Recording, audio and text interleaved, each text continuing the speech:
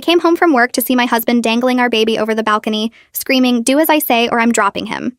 I stared at our 8-month-old Rowan being held over the railing by his ankle. He was screaming and crying, turning blue as the blood was rushing to his brain. I dropped my purse and screamed, "Silas, what are you doing?" I ran toward the balcony, but Silas jerked back. He held Rowan further over the edge. "Don't come any closer or I drop him right now," Silas yelled. I stopped and put my hands up. "Please, whatever you want, just bring him inside." Silas's face was cold. His eyes looked empty, like he wasn't even the same person anymore. "Call my brother right now." "What? Why?" "Call him." Silas shook Rowan slightly. Okay. My hands were shaking so bad I could barely hold my phone. "Why do you want me to call Knox?" Silas stared at me. "I know you've been sleeping with him. Call him. Tell him to come here. Right now." My stomach dropped.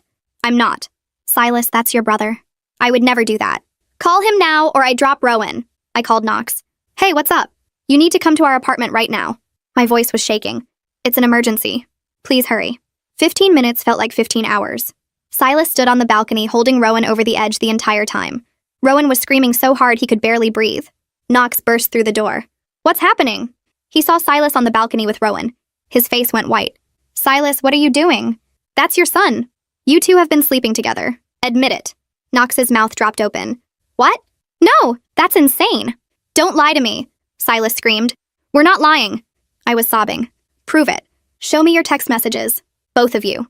We both pulled out our phones, showed him everything. Our texts were just normal stuff. Silas looked at the messages. Then he looked back at us. "You deleted them. Show me your bank statements." Knox pulled up his banking app. "Look, no hotel charges, nothing suspicious." Silas kept shaking his head. "You're lying." "I know you are. You hugged her too long at Christmas. You smiled at her at my birthday party. You drove her home from work." Knox looked desperate. "That's because I'm your brother." But Silas wouldn't listen. No matter what we said, he just kept saying we were lying. Then his voice got quiet. Calm. "Fine. Since you're both lying to my face, you're going to pay me." "What?" I couldn't breathe. "Transfer me all your money. Both of you. Every single account. Right now. Or I drop him." "Silas, please. Now!" Knox and I both grabbed our phones. We were crying and shaking, but we did it. I emptied everything. $53,000 gone. Knox transferred everything he had too. Ceylon, then he looked up at us. "Thank you." And then he let go of Rowan. Just opened his hand and dropped my baby off the third-floor balcony. My scream didn't even sound human. It was like something ripped out of my chest. Silas ran inside. He shoved Knox hard into the wall. He shoved me to the floor. Then he ran out the front door. I scrambled to my feet. I ran for the stairs. I couldn't think. I couldn't breathe. I just ran. Down the stairs. 3 flights. As fast as I could go. I burst outside into the parking lot. I expected to see my baby's body on the pavement. I expected to see blood. But when I got there was nothing. No baby. No body. Just empty pavement. "Rowan!" I screamed. I ran around looking everywhere. Under cars. In the bushes. "Rowan! Where are you?" My baby was gone. Just gone. And Knox was gone too. I looked around. His car wasn't in the parking lot anymore. He'd disappeared. A neighbor heard me screaming. She came outside. "Are you okay?" "What's wrong?" "My phone. I need a phone." I grabbed hers with shaking hands. I called 911. "My boyfriend dropped my baby from the balcony. I can't find him. Please help me." The police came in 6 minutes. "Ma'am, we need you to explain what happened." I told them everything through sobs. The accusation. The money. The officer looked confused. "Ma'am, there's no body here." "I know. Where's my baby?" They pulled up the building's security footage right there on a laptop in the parking lot. The footage showed our third-floor balcony. It showed Silas holding Rowan over the edge. Him letting go. Then the camera angle switched to the ground.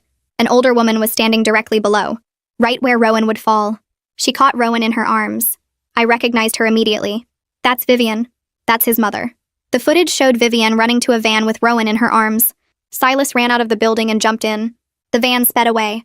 More footage showed Knox leaving through the back exit during all the chaos. His car was gone. "They planned this," I whispered. "All 3 of them." Everything hit me at once. Vivian always hated me. She always said I was too young to be a mother. She told Silas she'd raise Rowan better.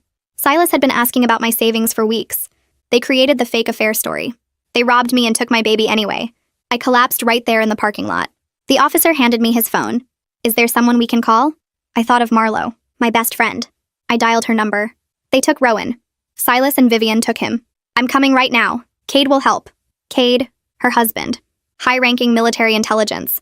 I sat on the curb outside my building, trying to hold the phone steady enough to dial Marlo's number. My hands wouldn't stop shaking.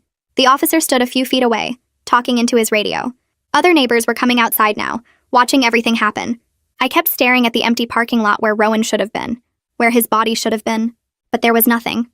Just pavement and a few scattered leaves. Marlo's car pulled up 28 minutes later. She jumped out before it fully stopped. Cade was right behind her in his truck, carrying a laptop bag. He walked straight to the officers with his military posture, all business and focus. Marlo dropped down next to me on the curb and wrapped her arms around me. I started sobbing again, the kind that made my whole body shake. She didn't say anything, just held me. Cade was already asking the officers questions in that calm, controlled voice he used for serious situations. I heard him asking about the security footage, what agencies had been contacted, whether they'd issued an Amber Alert yet. The officers seemed surprised by how much he knew to ask about. One of them pulled up the laptop with the footage again. Cade leaned in close, watching it multiple times. He pointed at the screen. His voice got harder. He was showing them something about Vivian's position. How perfect it was. How she was standing in exactly the right spot. The officers looked at the footage again, leaning closer. Cade pointed out that Vivian was wearing gloves even though it was August. She had a bag already prepared and ready. This wasn't panic or impulse. This was completely planned. One officer pulled out his phone and started making calls. I heard him say something about FBI involvement, about organized kidnapping, about possible interstate flight. Cade came over and crouched down in front of me. His face was serious but kind. He told me they were going to find Rowan. He promised they had resources and contacts that would help. Marlo helped me stand up. My legs felt weak. She kept her arm around my waist, holding me steady. She told me I was coming to their house, that I couldn't go back to my apartment right now. I didn't argue. I couldn't go back there. Couldn't walk past that balcony.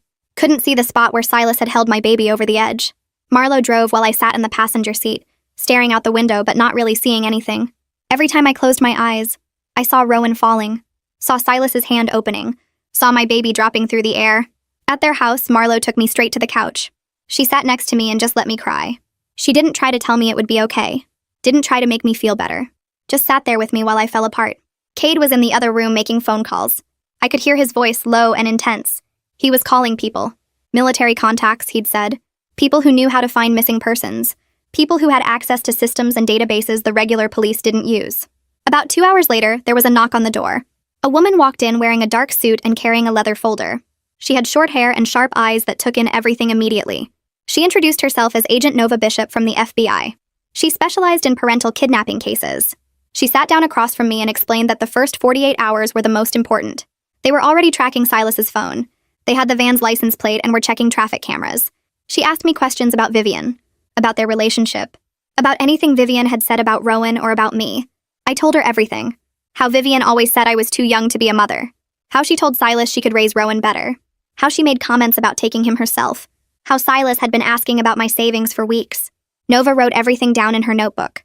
Her face stayed calm and professional, but I saw her jaw tighten when I described how Silas had held Rowan over the balcony, how he'd extorted the money from both me and Knox before dropping him anyway. She asked about Knox, whether he had any reason to help Silas. I opened my mouth to say no, but then I stopped. I realized I didn't actually know. I'd always assumed Knox was on my side. He seemed horrified by what was happening, but his car was gone. He'd disappeared right after. What if I was wrong about everything? What if he'd been part of it from the start? Nova pulled out her tablet and showed me traffic camera footage. Knox's car had been caught leaving the area right after Silas ran. The footage showed him heading toward the highway going north. Nova said his phone had been turned off. His credit cards hadn't been used since yesterday morning. She asked again if Knox had any connection to Silas's plan. Any reason to help him. I told her I didn't know anymore. I thought I knew these people. Thought I understood them. But I'd been completely wrong about Silas. Maybe I was wrong about Knox too. Another knock on the door. A woman named Jade Horton came in. She was from Financial Crimes. She sat down with her laptop and asked to see my banking records. I pulled them up on my phone with shaking hands. Jade's face went dark when she saw the amounts. $53,000 transferred in less than 5 minutes. She asked how long I'd had to make the decision. I told her maybe 2 minutes, maybe less. Silas was holding Rowan over the edge and screaming at me to do it now. Jade explained that this was felony extortion combined with kidnapping. The money trail would help them locate Silas and Vivian. She started tracing where the transfers went. Her fingers moved fast across her keyboard. After about 20 minutes, she looked up. The money had gone to an account that was opened 3 weeks ago. It was under a fake business name. Completely fabricated. This meant Silas had been planning this for at least that long. Maybe longer. I felt sick. 3 weeks ago, we were still together. Still living like a normal family. He was kissing me goodnight, playing with Rowan, acting like everything was fine. And the whole time, He was planning to destroy my life, to steal my baby and take everything I had. I started remembering things, details I'd ignored at the time. Silas had been weird for about a month, asking strange questions about my savings, about my family's money, about whether I had life insurance. I'd thought he was being practical, maybe thinking about buying a house or planning for our future. Now I realized he was calculating, figuring out exactly how much he could steal from me, how much damage he could do before he disappeared with Rowan. Cade came back into the room. He'd been on the phone with one of his military contacts. They'd traced the van to a rental company about 40 miles away. Vivian had rented it 2 weeks ago using a fake ID. She'd paid in cash. The rental was reserved for a full month. A full month. They weren't planning to bring Rowan back in a few days. They weren't planning some short-term punishment.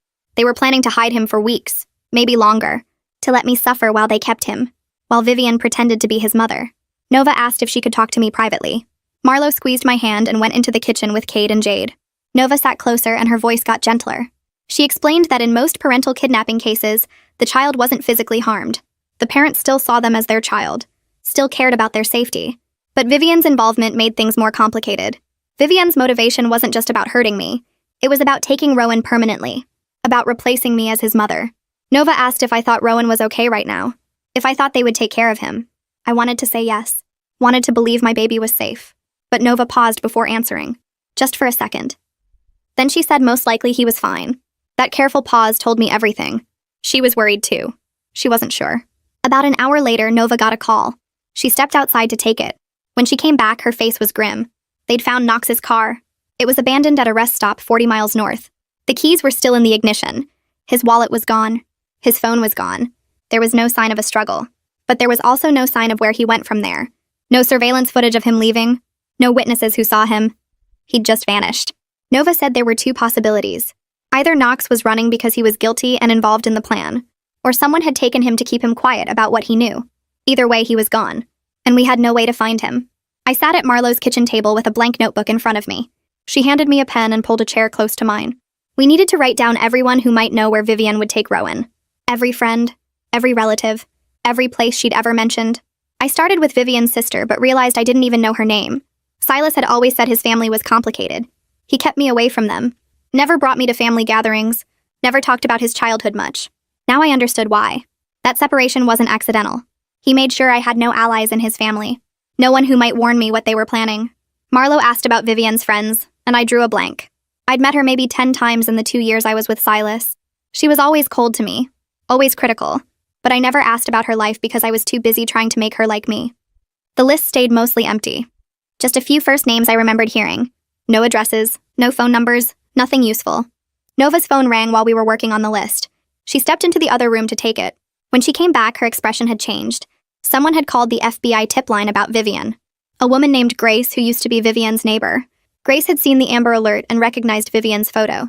She had information Nova needed me to hear. Nova put the call on speaker. Grace's voice was shaky but determined. She explained that she lived next door to Vivian about 15 years ago. Vivian had a daughter back then. The daughter was taken away by CPS when she was around 5 years old. Grace remembered social workers coming to the house multiple times. Remembered Vivian screaming at them from the front yard. The home was unsafe. Vivian was too controlling. Wouldn't let the child play with other kids. Kept her inside all the time.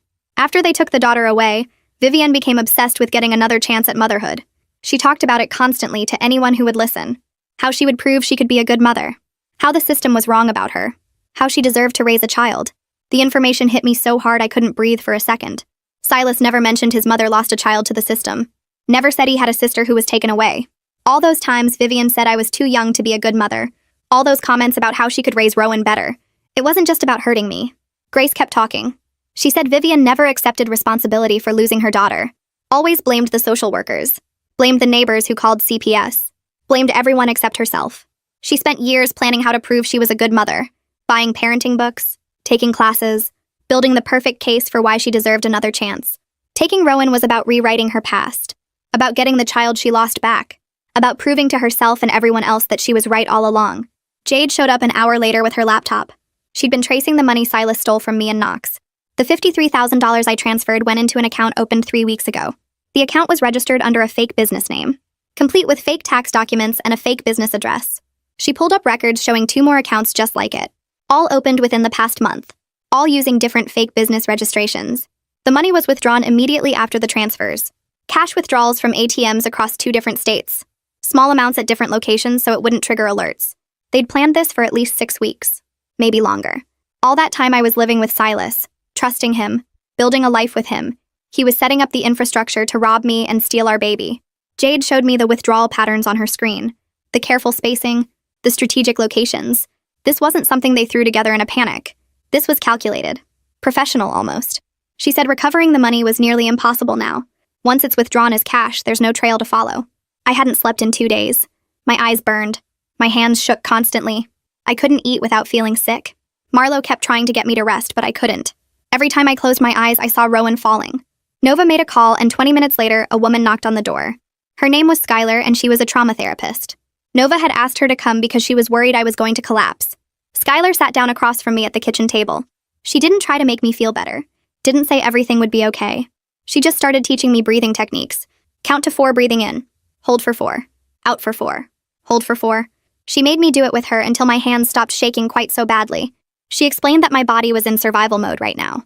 That was actually helping me, keeping me functional when I should be falling apart. The adrenaline and stress hormones were giving me the energy to keep going, to keep fighting for Rowan. She said the crash would come later. But right now, my body was doing exactly what it needed to do. Cade came in from the garage where he'd been making calls.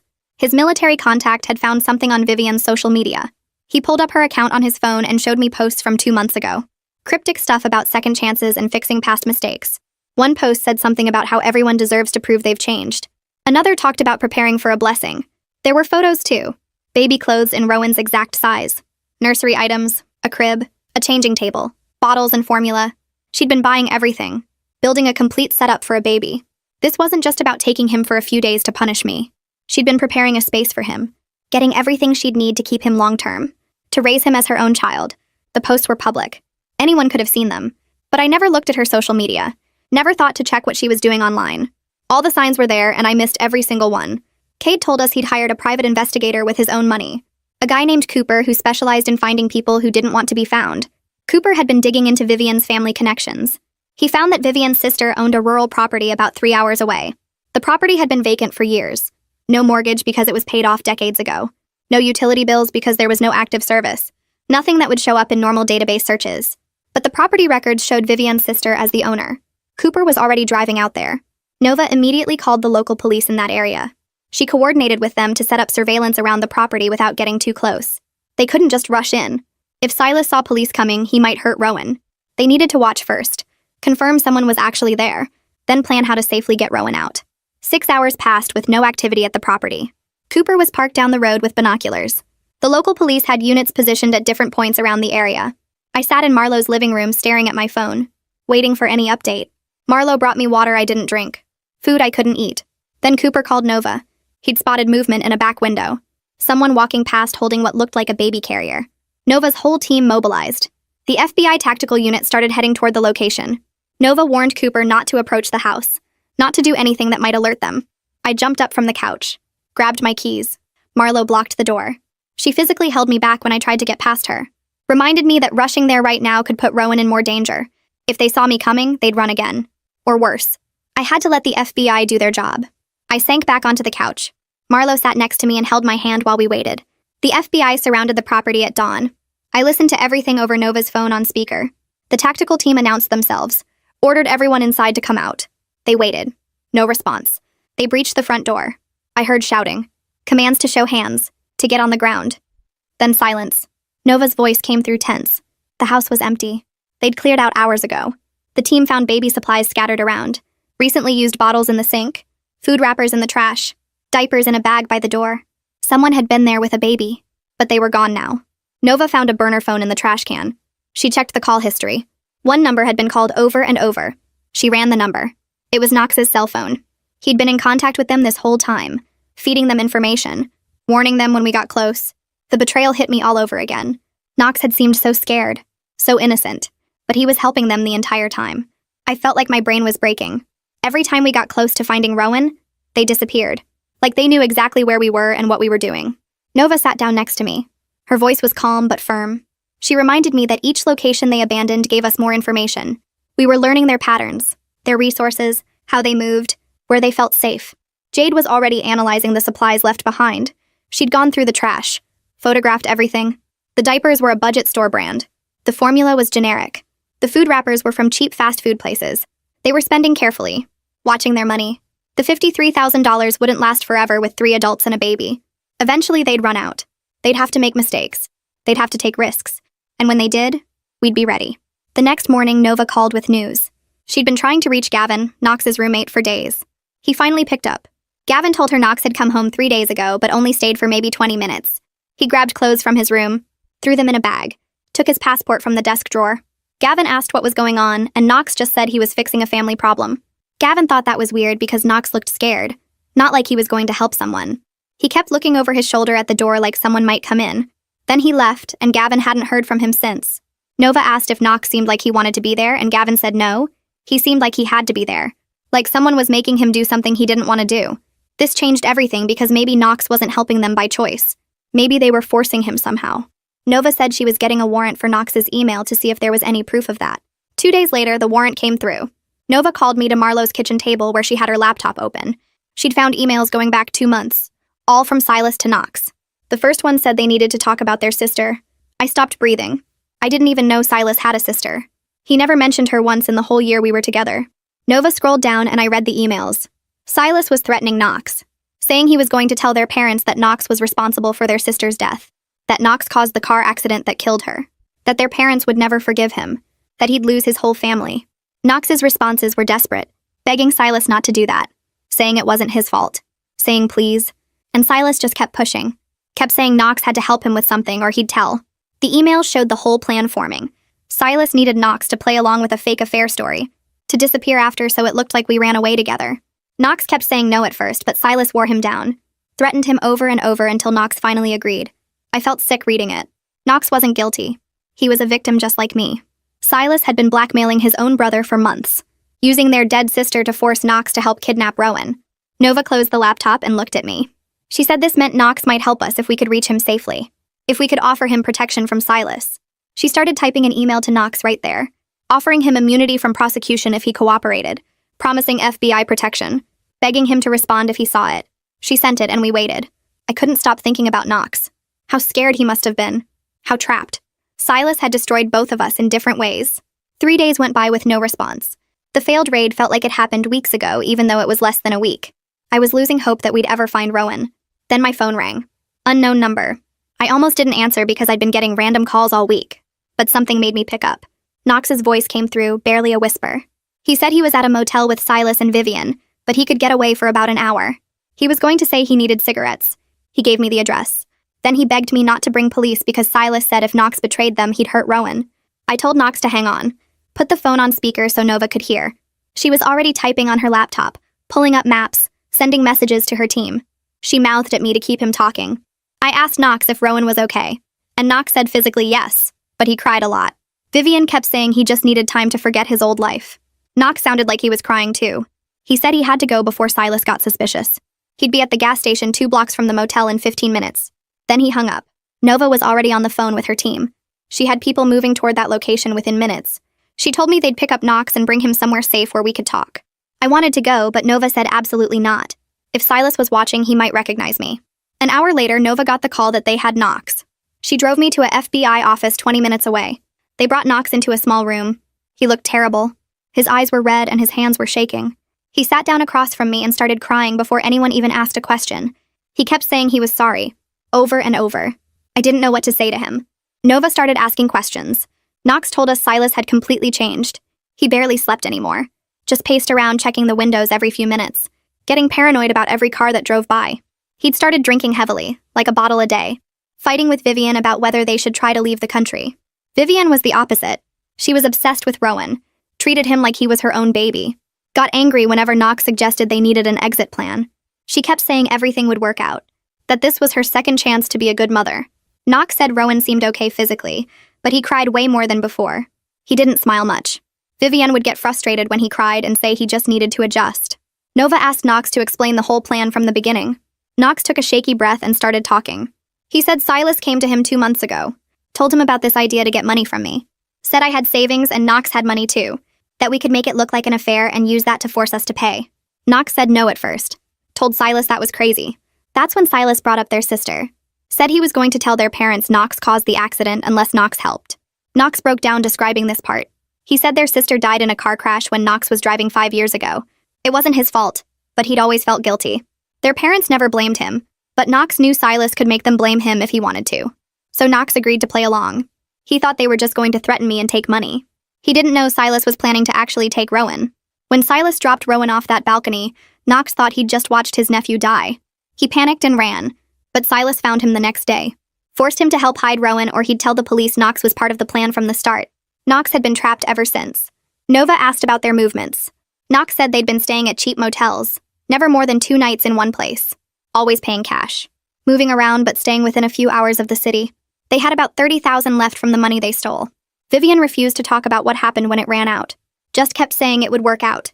Silas was getting more unstable every day, drinking more, getting more paranoid. Knox was scared Silas would do something desperate when he realized they were trapped. Nova asked if Knox would wear a wire and go back. Knox's face went white. He said Silas would kill him if he found out. Nova promised they'd have a full team ready to move and the second things went wrong. They'd be watching the whole time. Knox would be safe. Knox looked at me. Asked if I thought he should do it. I wanted to say no. I didn't want to put him in danger. But I also needed my baby back. I told him I couldn't ask him to do that. But if he was willing, we might finally get Rowan. Knox nodded. Said he'd do it. Nova's team spent an hour getting him ready. They put a tiny microphone under his shirt, gave him a story about his phone dying and having to walk to a store for a charger. Went over what to say if Silas got suspicious. Then they drove him back to the gas station. Nova took me back to Marlowe's house. Set up the audio feed in the living room so I could listen. I sat on the couch with Marlowe next to me. Heard Knox's footsteps, his breathing, the sound of him opening the motel room door. Then Silas's voice, sharp and angry, asking where he'd been. Knox stuck to the story, said his phone died. He went to buy a charger. Silas didn't believe him. Started yelling about how Knox took too long, about how he couldn't trust anyone. Knox kept saying he just went to the store. In the background, I heard Rowan crying. That sound went through me like a knife. My baby was crying and I couldn't get to him. Then I heard Vivian singing. Requested Reds is on Spotify now. Check out link in the description or comments. Some lullaby. Her voice sounded sweet and gentle, but it was wrong. Everything about it was wrong. She was singing to my baby like he was hers, like she had any right to comfort him. Silas kept interrogating Knox, asking who he talked to, if he called anyone. Knox kept denying it, but his voice was shaking. I could hear the fear. Silas said he didn't trust this place anymore. Said they were leaving right now. Knox tried to argue. Said they should wait until morning. It was late and Rowan needed to sleep. But Silas wasn't listening. I heard things being thrown into bags. Vivian protesting. Rowan crying harder. Nova grabbed her phone. Called her team. Told them to move in now. Through the audio feed I heard pounding on the door. Someone yelling that it was the FBI. Then chaos. Silas screaming. Rowan screaming louder. Vivian shrieking about them taking her baby. The audio feed went crazy with sounds of doors breaking and people yelling. I heard boots on floors. Heavy footsteps running. Someone yelling FBI commands. Then more chaos. Silas screaming something I couldn't understand. Furniture crashing. Knox yelling for everyone to stop. Through it all, Rowan kept crying that awful scared cry that made my chest hurt. Nova grabbed her phone and started talking to her team. Marlowe held my hand so tight it hurt, but I didn't care. I just sat there shaking and listening. An agent's voice came through saying they had Silas in custody. He tried to run out the back door, but they tackled him in the parking lot. He was on the ground with his face in the dirt and his hands being cuffed behind his back. But Vivian had locked herself in the bathroom with Rowan. The negotiator's voice came through the wire, calm and steady, talking to Vivian through the bathroom door, asking her to open up, telling her nobody wanted to hurt her or the baby. Vivian was crying and saying no over and over, saying they couldn't take her baby away again, that she deserved another chance, that she would be a good mother this time. The negotiator kept talking, kept saying the same things in different ways. Minutes passed. 5 minutes. 10. 15. Rowan's crying got weaker, like he was getting tired. That scared me even more. What if something was wrong with him? What if he was sick or hurt? 20 minutes in and I couldn't take it anymore. I started crying, and Marlowe pulled me against her shoulder. Then finally Vivian's voice came through. Quieter now. Saying okay. Saying she would open the door. The sound of a lock clicking. The door opening. An agent saying he had the baby. Vivian sobbing about just wanting to be a good mother this time. About how she never got to raise her daughter, and this was supposed to fix everything. Nova told me they were bringing Rowan to the FBI office downtown, that I should meet them there. Cade drove because my hands were shaking too bad. The whole drive I kept seeing Silas dropping Rowan off that balcony, kept hearing that scream, kept thinking about my baby being gone for 8 days, what he went through, if he would even remember me. We got to the FBI office and they took me to a small room with chairs and a table. Nova came in carrying Rowan. The second I saw him, I started crying. She put him in my arms and my legs just gave out. I went down to the floor holding him. He was lighter than before. Thinner. His face looked different. Scared. He cried when I held him, but it wasn't his normal cry. It was this frightened sound like he didn't trust anything anymore. His diaper was dirty and he had a rash. His clothes were too big, like he'd lost weight. But he was alive. He was back. I sat on that floor for 30 minutes just holding him and crying. Marlo sat next to me crying too. Rowan kept looking around like he expected someone to take him away again. His little hands grabbed at my shirt. I talked to him. Told him he was safe now. That mommy had him. That nobody was going to hurt him. Nova brought a bottle and I fed him. He drank it so fast like he was starving. That made me cry harder thinking about them not feeding him enough. After a while, the paramedics came in. They wanted to check Rowan over. Make sure he was okay. I didn't want to let him go, but Nova said they needed to examine him. The paramedics were gentle. They checked his temperature and heart rate and breathing. They said he was dehydrated, underweight, but not seriously injured. They wanted to take him to the hospital for a full examination. I told them I was coming too, that I wasn't letting him out of my sight ever again. We rode in the ambulance. I held Rowan the whole time. The hospital did more tests, checked everything. The doctor came back and said Rowan had an ear infection that wasn't being treated. Some bruising on his arms and legs from being held too rough. But overall, he was okay. The doctor told me babies are tough, that they bounce back. But I should watch for signs of trauma as he grows. Things like being scared of strangers or having trouble sleeping. They gave me medicine for the ear infection and cream for the diaper rash. Nova met us at the hospital and told me Silas and Vivian were officially arrested. They were being charged with kidnapping, extortion, child endangerment, conspiracy. She said the charges were solid, that they were looking at decades in prison. Knox was offered immunity in exchange for his testimony. He took it right away. Started telling them everything. Nova said Knox wanted to apologize to me, that he felt terrible about what happened. I didn't know what to say to that. Part of me understood he was threatened, that Silas had been blackmailing him, but he still helped take my baby. He still participated. I told Nova I wasn't ready to talk to Knox yet, maybe not ever. She said that was okay, that I didn't owe him anything. The prosecutor was building the case now, getting all the evidence together. The security footage, the wire recordings, Knox's testimony, financial records, everything. Nova said it was one of the strongest cases she'd ever seen, that there was no way Silas and Vivian were getting out of this. Jade came to see me the next day at Marlo's house. She sat down with papers and a tablet and went through everything about the money. She said recovering it would be almost impossible. It was withdrawn as cash from different ATMs across 2 states, spent on motels and food and gas. There was nothing left to seize. I could sue Silas and Vivian in civil court, but they had no assets. No house, no savings, nothing. The $53,000 I'd saved for years was just gone. I'd have to start over from nothing. Jade looked sad when she told me this, said she was sorry, that she wished there was more she could do. I just nodded. The money didn't matter as much as getting Rowan back, but it still hurt. That was years of saving, working extra shifts, skipping things I wanted, all gone because Silas planned this whole thing to rob me and take my baby. Marlo and Cade told me I was staying with them, that I wasn't going back to that apartment. I couldn't anyway.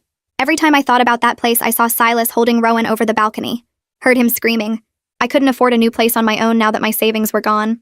Cade pulled me aside and told me not to worry about money right now, that they would help, that I could stay as long as I needed. I started crying again. Told him I couldn't just take their charity forever, that I needed to find work, rebuild my savings, create a stable home for Rowan. Cade said we'd figure it out, that right now I just needed to focus on Rowan and healing. The practical stuff could wait. Skylar started coming to see me twice a week. She said I was showing signs of trauma, having nightmares, panic attacks. Every time Rowan cried, I was back on that balcony, seeing Silas hold him over the edge, hearing him threaten to drop him. Every time someone knocked on the door, I thought it was Vivian coming back. My heart would start racing. My hands would shake. Skylar taught me breathing exercises, ways to ground myself when the panic started. She said this was normal trauma response, that it would get better with time. But right now, I felt like I was barely holding myself together. I'd wake up in the middle of the night and have to check on Rowan, make sure he was still there, still breathing, still safe. Marlo would find me sitting next to his crib at 3 a.m. just watching him sleep. The prosecutor called a few weeks later, said they were offering Silas a plea deal, 20 years instead of life if he pleaded guilty, and told them where the money went. I asked what Silas said. The prosecutor told me he refused, that Silas insisted he did nothing wrong, that I deserved what happened for disrespecting his family, that I was a terrible mother and he was protecting Rowan. The prosecutor said Silas showed no remorse at all, just kept blaming me, saying I forced him to do this. I hung up and sat there feeling sick. The man I loved never existed. It was all a mask. All fake. The real Silas was someone who could drop his own child off a balcony, who could plan for weeks to rob me and steal my baby, who could look at me with those empty eyes and feel nothing. Vivian's lawyer tried a different approach, argued she was mentally ill, that she wasn't responsible for her actions. The prosecutor brought in Grace and other people who knew Vivian. They testified about her years of planning, her obsession with getting another child after losing custody of her daughter, the social media posts about second chances, the baby supplies she'd been buying for months. The judge listened to all of it, then denied the mental illness defense, said Vivian knew exactly what she was doing, that she made calculated choices, planned everything out, that mental illness doesn't excuse kidnapping a baby. The preliminary hearing happened 6 weeks after Rowan came home. Knox had to testify, describe everything Silas did, how he planned it all, the threats, the blackmail. I sat in the courtroom holding Rowan and watched Knox on the stand. He was shaking, crying, talking about how Silas approached him 2 months before, showed him the fake affair evidence, threatened to tell their parents Knox caused their sister's death. Knox broke down when he described hearing Rowan scream when Silas dropped him, said he thought the baby would die, that he'd have that on his conscience forever. The judge looked angry, really angry. Silas's lawyer looked like he knew the case was over, that there was no way to defend this. The judge set the trial date for 4 months from now, said the charges would stand, that Silas and Vivian would remain in custody until trial. I needed to start working again. Marlo set me up with a remote data entry job through a contact of hers. The pay was bad, really bad. I used to make decent money before all this. Now I was entering numbers into spreadsheets for $9 an hour, but it was something I could do from Marlo's guest room while Rowan napped. I worked 4 hours a day. Marlo watched Rowan during those hours and refused to let me pay her. She said that's what family does. I appreciated it, but I also felt terrible. I couldn't even afford childcare for my own kid. I couldn't provide for him. Everything I'd saved was gone, and I was starting over from zero. Rowan started acting different about 2 weeks after we got him back. He'd scream whenever a man came near him. The mail carrier, Cade, even the pediatrician at his checkup. He'd cling to me so hard his little fingers left marks on my arms. He wouldn't let me put him down. At night, he'd wake up crying every few hours. Sometimes he'd just lie there staring at nothing with this blank look on his face. The pediatrician said we needed to see a child trauma specialist right away. She said the earlier we started treatment, the better chance Rowan had of recovering without lasting damage. The specialist charged $200 per session. We needed to go twice a week. I didn't have $400 a week. I didn't have $400 total. Cade found out about the cost somehow. He told me he was paying for it and I could pay him back someday when I got back on my feet. He said it like it was no big deal, like it wasn't $800 a month. I cried in Marlo's kitchen after he left for work. 2 months went by. Rowan's therapy was helping. He was still clingy, but the screaming had stopped. Then the prosecutor called. She said Silas wanted to make a statement to me through his lawyer. Nova told me not to read it. She said it would just upset me and wouldn't help anything. But I wanted to know what he had to say. I thought maybe there'd be an apology. Maybe some explanation that made sense. The prosecutor emailed me the letter. I read it sitting on Marlo's couch while Rowan played with blocks on the floor. The letter was 3 pages long. Silas wrote that I was too young to be a good mother, that I didn't respect his family, that I would have ruined Rowan's life if he hadn't intervened. He said I forced him to do what he did, that it was my fault for not listening to Vivian's advice about parenting. There was no apology anywhere in those 3 pages. No acknowledgement that he'd held our baby over a balcony, that he'd robbed me, that he'd planned the whole thing for weeks. I walked to the kitchen trash can and threw my phone in it. Marlo fished it out later. I called the prosecutor back and told her I had nothing to say to Silas. A week after that, a lawyer contacted me. He said he represented Vivian's family. They wanted to meet with me. They wanted to apologize and offer to help with expenses. I was suspicious. Nova said it might be legitimate, that sometimes families of criminals try to make amends. I agreed to meet them at a coffee shop with Nova present. 3 people showed up. Vivian's brother, his wife, and their adult daughter. The brother started crying the second he sat down. He said he was so sorry, that he should have seen the warning signs. He told me Vivian lost custody of her daughter 15 years ago. That CPS took the girl because Vivian was too controlling and the home was unsafe. He said Vivian had been obsessed with getting another chance at motherhood ever since, that she talked about it constantly, that he should have known she'd do something like this. His wife said they had no idea Vivian was planning to take Rowan, that they would have stopped her if they'd known. They offered to pay for Rowan's therapy and my legal fees. All of it. However much it cost. Part of me wanted to refuse. I didn't want anything connected to Vivian, but I needed the help. I needed it badly. So I said yes. The brother set up a bank transfer that day. Knox called me 3 weeks later. He said he was moving across the country, starting over somewhere new. He wanted to meet with me one last time before he left. We met at a park. He looked terrible, like he hadn't slept in weeks. He apologized again for everything, for helping Silas, for not warning me, for running away. Then he tried to hand me an envelope. He said there was $10,000 inside. Everything he had saved. I told him no. I couldn't take his money. He insisted. He said he needed to do something to make this right, that he'd never forgive himself if he didn't try to help. We both started crying standing there in the park. I took the envelope. We talked for a few more minutes. About how Silas had destroyed any chance of us being friends. About how we were both his victims in different ways. Then Knox got in his car and drove away. I never saw him again. The trial date arrived 4 months after the kidnapping. I had to testify on the first day. The prosecutor prepared me for what to expect. Told me to just tell the truth about what happened. I sat in the witness box and described everything. Watching Silas hold Rowan over the balcony. The fake affair accusation. Being forced to transfer all my money. Seeing him drop Rowan. Running down the stairs expecting to find my baby dead. The jury sat there staring at me. Some of them were crying by the time I finished. Silas stared at me the whole time with those cold, empty eyes. I stared right back. I didn't look away once. I wanted him to see that he hadn't broken me, that I was still here fighting. Vivian testified the next day. She actually said she was rescuing Rowan from me, that I was a bad mother and she was giving him a better life, that she did the right thing. The jury looked horrified. Even her own lawyer looked uncomfortable. The jury went to deliberate. 3 hours later, they came back. The judge read the verdict. Guilty on all counts for both Silas and Vivian. Kidnapping, extortion, child endangerment, conspiracy, everything. The sentencing happened a week later. Silas got 35 years in prison. Vivian got 25 years. The judge said their actions were depraved and calculated. That the only reason they weren't getting life sentences was because Rowan survived without serious physical injuries. I sat in the courtroom listening to the sentences. I felt relief but not satisfaction. No amount of prison time could undo what they did. No sentence could give me back the person I was before this happened. But at least they'd be locked up. At least they couldn't hurt anyone else. After the trial ended, I started meeting with Skylar twice a week instead of once. We worked through everything that happened. The betrayal. The trauma. The grief for the life I thought I had with Silas. I was angry at myself. For not seeing warning signs. For trusting him completely. For being so naive. Skylar kept telling me I was a victim of a sophisticated manipulator. That nothing about this was my fault. That Silas had fooled everyone, not just me. She said it over and over, week after week. Slowly, I started believing her. Started understanding that I couldn't have known. That there was no way to predict someone would do something this evil. 6 months after the kidnapping, I moved into my own apartment with Rowan. It was tiny, just 1 bedroom. The neighborhood wasn't great, but the rent was something I could afford with my data entry job and the money Knox gave me. I bought furniture from thrift stores. Set up Rowan's crib in the bedroom corner. Installed 3 different locks on the front door. Put in a security system that probably cost too much. But I needed to feel safe.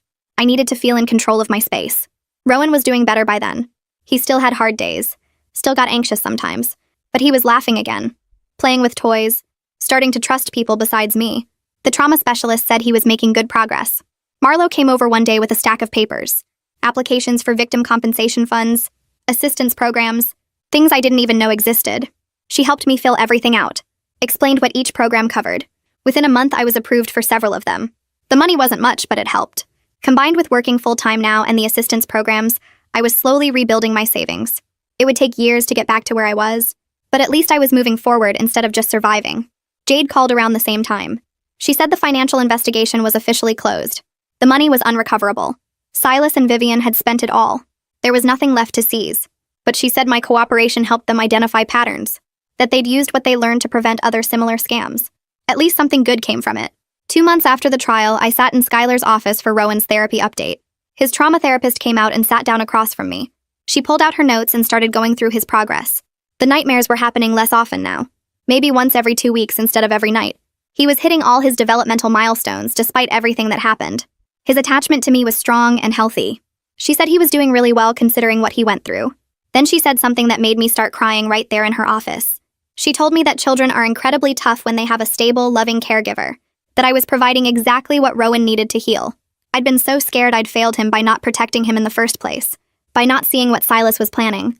By letting him get taken at all. But hearing that I was doing okay as his mom made something loosen in my chest. I walked out of that appointment feeling lighter than I had in months. A week later, Marlo told me about a support group for parents whose kids were kidnapped by family members. I didn't want to go at first. I didn't want to sit in a room and talk about what happened. But she convinced me to try it once. The group met in a community center basement every Tuesday night. There were 8 other parents there when I walked in. Everyone looked tired. Everyone looked like they understood. We went around the circle sharing our stories. A woman named Sarah talked about her daughter being taken by her ex-husband for 3 months. She said it took her 2 years to stop having panic attacks every single day. But now she was genuinely okay. She had good days and bad days, but mostly good ones. Her daughter was doing well in the school. They were building a normal life. Hearing her say that gave me something I hadn't felt in a long time. Hope. Hope that someday this wouldn't be the first thing I thought about when I woke up. That it wouldn't define every moment of my life. I started going to that group every week. On Rowan's second birthday, I threw him a party at Marlo's house. Just a few close friends. Nothing big. I bought a small cake from the grocery store and some balloons. Rowan sat in his high chair and Marlo put the cake in front of him. He stared at it for a second. Then he grabbed a handful and shoved it in his mouth. Chocolate everywhere. All over his face and hands and the high chair. He was laughing so hard. Everyone was taking pictures and smiling. I watched him and realized how far we'd both come. He didn't remember what happened. To him, it was just a gap in his early life that wouldn't leave conscious scars in his memory. I would carry the memories for both of us. But I was determined they wouldn't poison his childhood. He deserved to be happy and carefree. He deserved to just be a kid. 3 months later, my manager called me into her office at work. I thought I was in trouble for something. Instead, she told me they were promoting me. Better position with actual benefits and decent pay. It wasn't anything glamorous. Still data entry, but with more responsibility and better hours. But it was stable. It meant I could provide for Rowan without depending on Marlo and Cade forever. I opened a new savings account that same day. Started putting money away again, even though it was hard to trust that it wouldn't just disappear. Jade had given me advice about financial safety after everything happened. Setting up protections and alerts I never knew existed. 2-factor authentication on everything. Alerts for any transaction over $50. A separate account that required in-person verification to access. It felt paranoid, but it also felt necessary. 2 years after the kidnapping, I went on my first date. Skylar had been working with me on trust issues for months, helping me recognize that not everyone was a manipulator like Silas, that there were good people out there. The man I was seeing worked in accounting. He had a boring job and a boring car and a boring apartment. It was perfect. He was patient when I had panic attacks. He didn't push when I needed space. He was good with Rowan, playing trucks on the floor and reading books at bedtime. I wasn't ready for anything serious, but it felt good to remember I could have a life beyond being a victim. That I could be a person who went on dates and laughed at jokes and thought about a future. Nova called me one afternoon out of nowhere. She said she was using my case in training sessions for new FBI agents, teaching them about parental kidnapping investigations. She asked if I would be willing to come speak to her team about the victim's perspective. I said yes without really thinking about it. The training facility was in a building downtown. 20 agents sitting in rows looking at me. I told them everything. What it felt like to watch Silas hold Rowan over that balcony. The terror of finding him gone. The days of not knowing if he was alive, working with law enforcement and feeling helpless, getting him back and dealing with the aftermath. They listened without interrupting, asked thoughtful questions afterward about what helped and what didn't. Several of them came up after and thanked me for my courage. It felt like taking something terrible and creating something meaningful from it. Like maybe other families wouldn't have to go through what I did, because these agents would know better how to help. When Rowan turned 3, I enrolled him in preschool. The first day I had a full panic attack in the parking lot. My hands were shaking. So bad I could barely unbuckle his car seat. I kept thinking someone would take him, that I'd come back and he'd be gone again. The teacher came out when she saw me struggling. I explained our history. She didn't judge or look at me like I was crazy. She just said they would work with me on a safety plan. Extra check-in procedures. A code word only I knew. Permission required for anyone else to pick him up, even with written authorization. After a week, I was able to drop him off without crying. He loved school. He made friends. He learned songs and came home covered in paint and glue. Watching him thrive felt like proof that we were both healing, that normal life was possible. 3 years after the trial, I got a letter about Silas's first parole hearing. My stomach dropped when I saw the envelope. I had to write a victim impact statement. Explain to the parole board why he shouldn't be released. I sat at my kitchen table for hours trying to find the words. Finally, I just wrote the truth. How his actions destroyed my sense of safety and trust. How I still had nightmares about that day. How Rowan still showed signs of early trauma even though he didn't consciously remember. How I was terrified of what Silas would do if he got out. The parole board denied his request. He wouldn't be eligible again for 5 years. I felt relieved, but also tired. Tired of having him take up space in my thoughts. Tired of letting him have power over my emotions. Skylar and I started working on strategies for letting go of the anger that was keeping me stuck. It was hard. Some days I wanted to stay angry. Anger felt safer than vulnerability. But slowly I started choosing to move forward instead of staying trapped in the past. I reached a point where I could go entire days without thinking about the kidnapping. Rowan was thriving in preschool. I was stable financially. I was building a life that felt genuinely mine, rather than defined by what happened. Marlo commented one day that I seemed lighter, more like myself. I realized she was right. The trauma would always be part of my history. But it wasn't the center of my identity anymore. I was a mom, a friend, a person with a job and hobbies and plans for the future. On the 4th anniversary of getting Rowan back, I took him to the park. He ran straight for the playground equipment. Climbed up the ladder and went down the slide over and over. No fear, no hesitation. Just a normal 4-year-old having fun. He had no memory of Silas or Vivian. No conscious knowledge of what they did. To him, it had just always been the two of us. Our little family was complete. I sat on a bench watching him play and thought about the person I was 4 years ago. Naive and trusting and completely unprepared for what was coming. And the person I was now. Stronger and wiser and more careful but not broken. I'd survived something that should have destroyed me. And I'd made sure Rowan could still have a good childhood despite it all. 6 months after that day at the park, I saved enough to pay Cade back for the therapy costs. I showed up at their house with a check and told him I needed to do this. He tried to refuse, but I insisted. This was about me taking control of my life again. He looked at the check for a long time, then nodded and took it. The next week, Marlo told me he put every dollar in a college fund for Rowan. She said that's what family does. They invest in each other's futures. I cried when she told me. Cade and Marlo had become Rowan's aunt and uncle in every way that mattered. Their support made survival possible. Around the same time, Vivian's brother James sent another check for Rowan's therapy and education. He'd been doing this for over a year now. At first, I felt guilty taking money from her family. But James explained on the phone that his family lost someone to her delusions too. Helping us was part of how they processed their own grief and guilt. We started exchanging updates a few times a year. He sent birthday cards to Rowan signed Uncle James. It was a connection to family that wasn't poisoned by what happened. Rowan would never know Vivian, but he could know James. That felt right. Then Knox reached out through email after 3 years of no contact. He asked if he could send birthday presents to Rowan. I stared at that email for 2 days before responding. Skylar and I talked through it in therapy. I decided to allow it with clear terms. He could send gifts, but would never have direct contact with Rowan until Rowan was old enough to understand the full story and decide for himself. Knox wrote back within an hour accepting the terms. He seemed grateful I was even willing to consider it. His first gift arrived 2 weeks later. A wooden train set with Rowan's name carved into one of the cars. The gifts were always thoughtful and right for Rowan's age. Knox had built a new life in another state and seemed to be genuinely doing better. I started volunteering with an organization that helps parents navigate the legal system after parental kidnapping. Using my experience to guide others through the process felt redemptive. Like I was taking the worst thing that ever happened to me and using it to help people. The parents I worked with were so grateful for advice from someone who understood. They asked questions the lawyers couldn't answer because the lawyers hadn't lived it. I showed them how to prepare victim impact statements, how to work with FBI agents, how to stay functional when you feel like you're falling apart. Their progress gave me continued hope. When one of them got their kid back, I felt almost as happy as when I got Rowan back. Rowan started kindergarten that fall. I was a mess dropping him off the first day, even though his preschool transition had gone well. But he ran right into the classroom and started playing with blocks. His teacher called me that afternoon. She said he was confident and well-adjusted. She commented on how easily he made friends and followed directions. She had no idea what he survived as a baby. I didn't tell her unless it became relevant to his education. He was just a normal kid who loved dinosaurs and building blocks.